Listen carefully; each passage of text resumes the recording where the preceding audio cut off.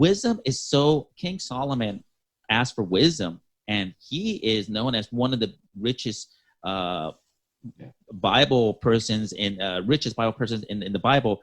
And wisdom is talked about throughout the entire Bible. Look at, I want to read Proverbs chapter 6, verse 6 to 8, and it says, "Go to the ant, you sluggard, consider her ways and be wise," the word wise, "which having no captain, overseer, or ruler, provides her supplies in the summer and gathers her food in harvest."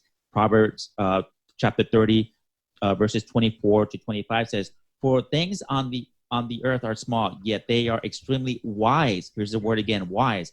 "Ants are creatures of little strength, yet they store up their food in summer." So right there, the word wise is there as being like, okay, because you have wisdom, I am not going to give you everything else.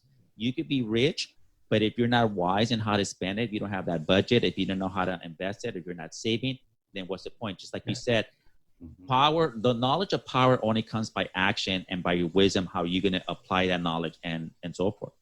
And there's a perfect example of a principle that's really would have turned out to be important right now, is the ant saved in the summer for the winter months. So there's a biblical principle of that you can take practically today. So when all this stuff happens, so if you're going to go in a fight, you're going to go into a boxing match, or going to run a marathon. If I woke up tomorrow and I'm going to run a marathon tomorrow, I'm in trouble because I'm not in shape. I haven't trained. True. So I'm not ready. So if I'm going to go box somebody, they don't have to be any good. If I'm going to go box and I haven't trained and got my cardio up, and I'm in trouble. Right. So if you don't have any money saved, the next time something happens, because it's not a matter of if, it's a matter of when. And God talks about that in the Bible. Things happen. Right. That's why you have to have an emergency fund. So those that have a little more peace right now. I mean, first thing, we got to trust the Lord to take care of us, not our government, not our job, not even ourselves. Amen. Put our trust in God. Yes. That's whom everything comes from. So if I'm going to tell someone right now, if you don't have a job, if you've lost your job, the first thing you do is don't panic, because when you're panicked, you don't make good decisions when you panic. No. There's a economist I heard in March. He said, nothing good happens when you panic or when you're drunk. So nothing good. So don't panic. That's the first thing. And then pray. I mean, seek God's direction. Pray. Don't do anything crazy. Pray about it. Some people they get unemployment right now, so they should be fine. But if they walked into this with no money in savings, lots of debt, so they're spending every dime they make, then this is going to be a very stressful time. Right. Those that have money in the bank, they have a reserve, they don't have debt, it's not nowhere near as stressful. So it's being prepared. Question, since you brought this up, I mean, like many of us haven't saved up for a crisis like this. I know a lot of people has crossed his minds, and my wife also wanted, because I told her we're going to make a topic about this, and she wanted me to ask you this on the show.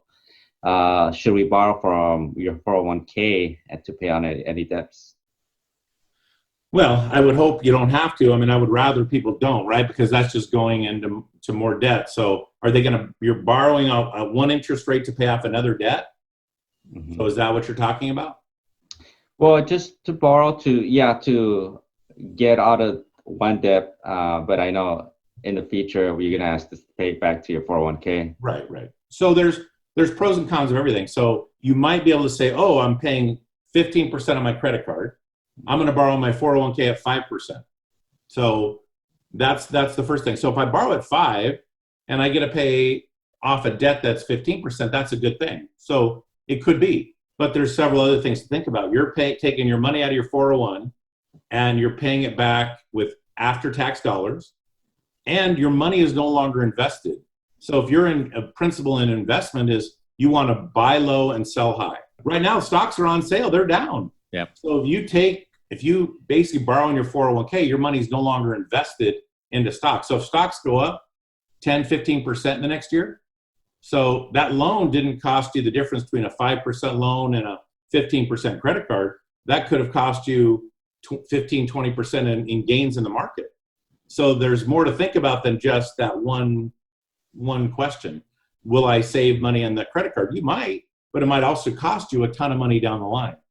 So that's a perfect thing where I would want to sit with someone. Are there any other alternatives, and how can we avoid this in the future? Because I have recommended people to do it with the caveat that this is not the good thing. There's more to this. But like anything, you have to weigh in what's your decision. You have to know all the consequences of it.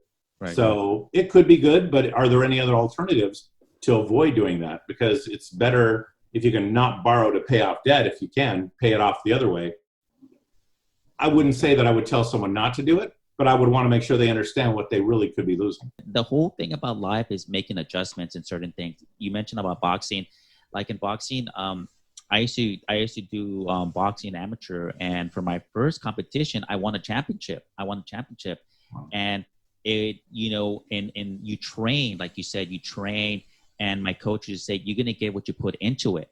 So Mike Tyson one time said, the fight is easy, but the training is a thing that it's horrible, that it sucks, he said it's like the thing, because you're training day after day, you're running, you're doing this. But if you put the effort into it, and you make the adjustments on the game plan strategy, like it's sports or boxing, anything, you could wind up being a champion. You could wind up having that great reward.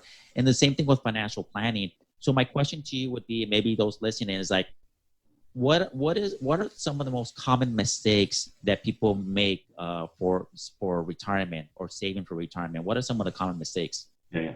I want to just address Mike Tyson on that too, because while you're training and while you're doing the right thing when it comes to your money, paying off debt, delayed gratification, saving, you're watching other people around you enjoying the money.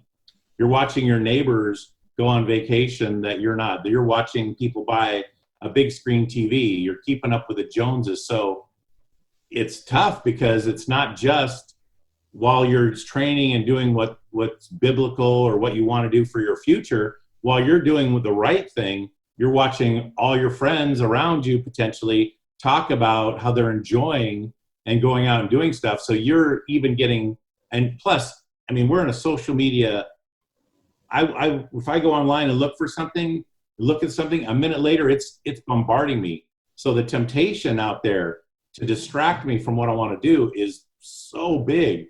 So you're right. It's like, while I'm doing this, bombarded me with spending my money here, do this, go there, put in new cabinets, buy all these things.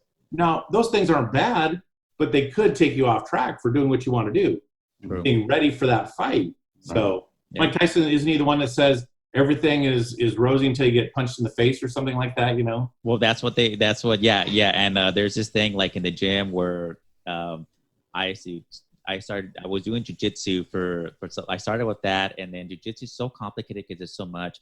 So I started doing boxing, and we actually come from a lineage of boxing. My dad used to box, and we have a famous boxer by the name of Jesse James Leija, who's our cousin. He fought Oscar La Hoya and other people.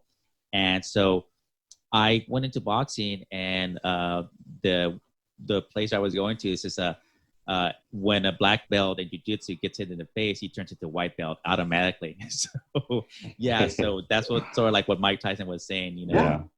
Once you get bit in the face or in the mouth, you're like, oh, okay, Right. And so while you're training and doing all those things, I mean, because again, this is a pandemic right now, but there's other things. You could lose your job.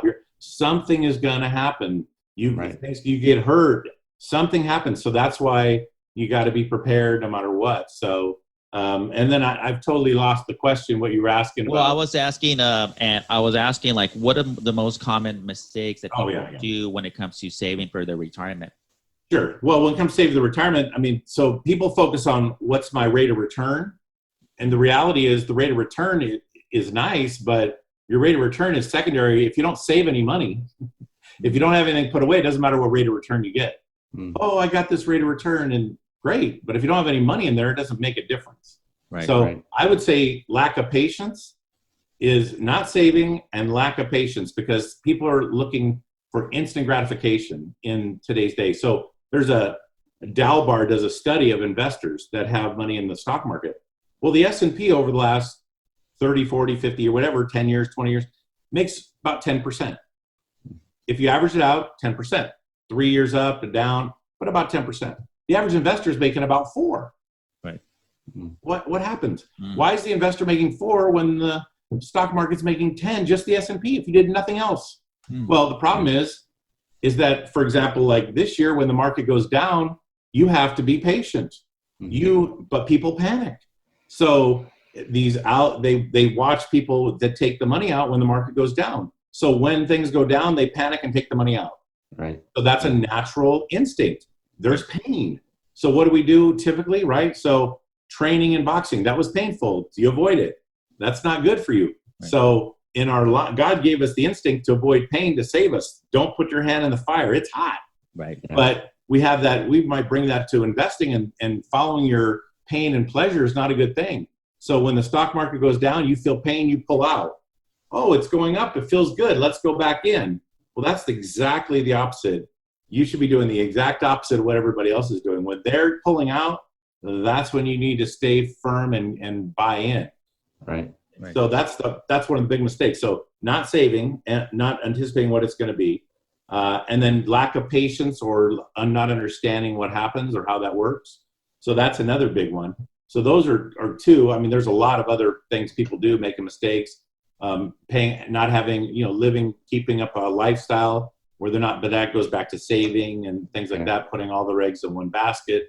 But the biggest one I see is they're not taking it. They're not patient. They don't get advice. They think they're going to do it on their own. I actually had a pastor was referred to me, and he has a regular job, but so he's got to convince his wife to sit down. I'm like, listen, you guys don't even have a plan. This should be an easy thing to sit down and at least listen. Just get together. We'll chat. I mean, who knows if it works out? I got to talk to my wife and this and that. I'm like, well, the Bible says get wise counsel and have a meeting. It's okay. I'm not going to bite, Yeah. It's good. Yeah. So. And you know what? I think that I years ago, when our mom, Israel's and our mom was alive, she used to be in and out of the hospital, and we used to be in the waiting room waiting while she was with the doctor. And I remember one time I was at the hospital in the waiting room in the lobby and waiting for her. And I, as most hospitals, sometimes they have books, magazines, and I picked up this magazine. I was reading it, and I read this one article that said that a lot of minority people don't invest in themselves like other people. And I could speak, we're Hispanic, we come from Hispanic culture, and for my friends and other people. And a lot of times people won't invest in taking a free seminar or a free webinar. Like you have webinars, hey, look, to educate yourself. And the best investment is to invest in yourself, where a lot of people tend to say, oh, I'm going to buy the next iPhone and whatever it costs, $800. And then the new one comes in. Here's another $900. Or look, let me buy another TV, or let me buy another car. I have a friend who constantly bought cars. He told me one time, Isaac, and I used to tell him, he said, why are you always buying cars? He goes, I made a mistake. I probably could have had $200,000 in the bank right now for all the money, the down payments, the payments that I used to make. He goes, you were right, Isaac. I should not have been buying cars all the time. And so that's the thing, we are so into that environment of society where it's like an environment of self-gratification. Like you said, social media, you see people, I'm trying not to get off topic here, but I'm trying to relate it. You see people like, oh, they're happy, this and that, but it's self-gratification for that instant moment. We don't know how those people are living. Maybe they have wonderful lives, possibly. But what I'm saying is that people are trying to keep with the Joneses, like, oh, do you got the new iPhone? Oh, do you got the new smart TV? Do you got the new this? And it's okay to reward yourself also, but you have to look at your budget.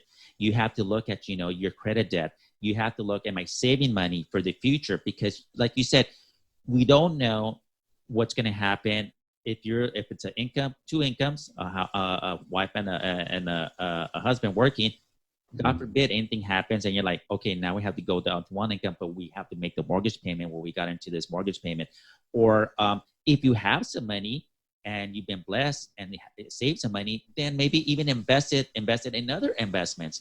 Like if you can invest like if real estate is possible or other stuff, because the best way to make money also is to have your money work for you. where you can, say, okay, that's, we invested in this. Now, I'm just giving a random number, out of $10,000, look, it became now, we invested in a CD, for example, something simple, 6 months, they're 6 month CDs or 12-month CDs. But what I'm trying to say is that you go back to that little ant, so small that they are. The Bible says that you don't think it's hard for them. I was one time outside and I saw this army of ants, a little group of ants, and they're carrying this breadcrumb that's pretty big, and they're carrying. I go, look at them, they're carrying them. Look how amazing they're carrying into that little colony, and they're all working together for that. When the rainy day comes, when the storm comes, as in this case, as human beings, you have to be prepared, folks. If you're watching this podcast, you have to prepare yourself. Don't let the tsunami of what's going on now happen to you. Don't get caught off guard. Now is the moment. Now is the time to save money, to have a financial strategy, to talk to someone like, to John, who has Christian principles, and he could tell you, this is what my suggestion as an expert. Like I said, if you want to learn about expertise, let's say about being a champion, you're going to go with people that makes champions. You're going to be someone who's been a champion. If you want to learn about real estate, you're going to go with someone who's like, oh my gosh, you're a mega person who knows about real estate. I'm going to go with you. So you go with an expert like John, who could show you, give you principles and guide you into like, this is what I evaluated. This is what I think we should do, making your adjustments.